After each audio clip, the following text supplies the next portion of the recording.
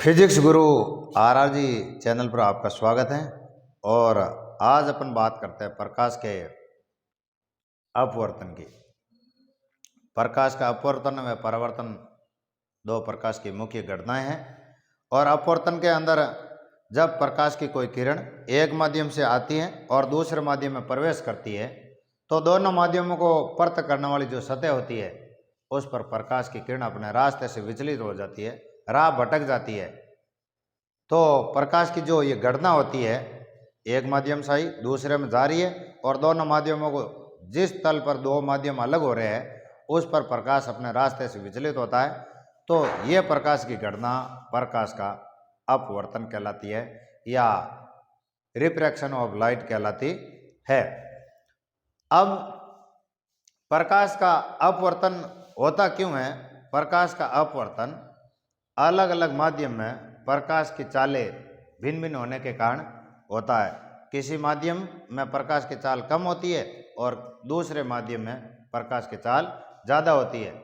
तो प्रकाश की चालों के आधार पर भी माध्यमों को दो भागों में बांटा गया है। एक को सघन माध्यम कहा जाता है और दूसरे को विरल माध्यम कहा जाता है।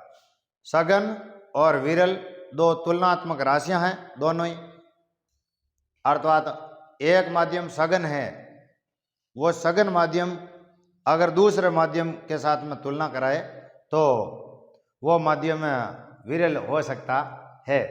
जैसे बात करें कि कांच और पानी की तुलना कराए अपन तो, या कांच और हवा की तुलना कराए तो हवा या पानी की तुलना में कांच सघन है, लेकिन हीरे से कांच की तुलना कराए तो हीरे और कांच की तुलना दोनों में कांच आपका हो जाता है विरल और हीरा हो जाता है सघन।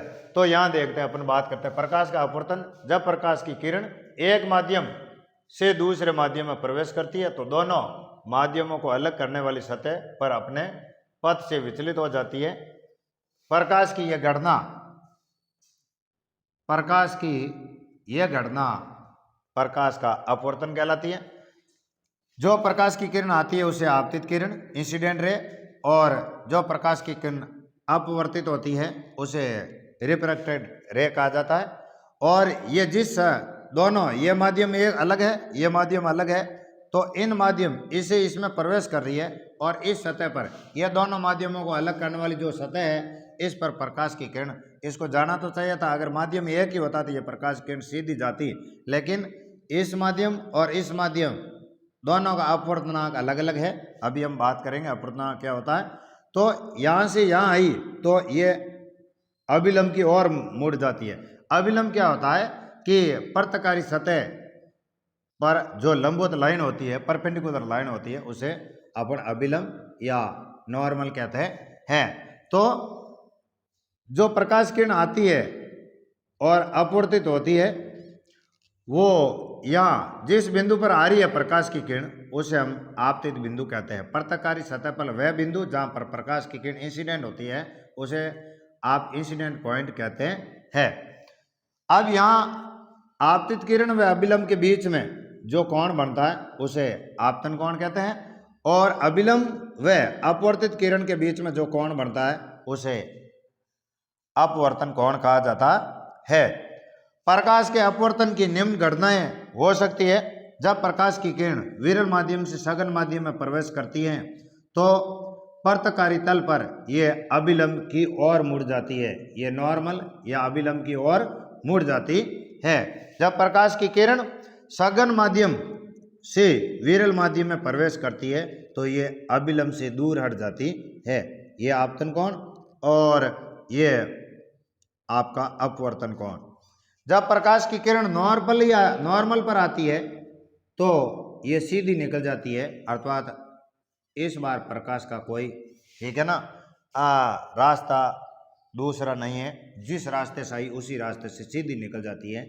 तो ये तीन घटनाएं हैं। जब एक माध्यम है ना एक से आई दूसरे में गई और अगर अभिलंब की तरफ मुड़ती है तो ये माध्यम सघन है, ये विरल है, और अगर अभिलंब से दूर हटती है तो ये सघन है, ये आपका विरल है।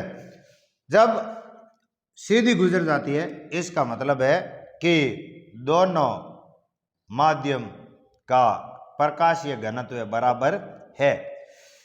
और नहीं भी है तो भी अगर कोई किरण अगर नॉर्मल पर आती है तो वो सीधी गुजरेगी, ये इसके रूल है।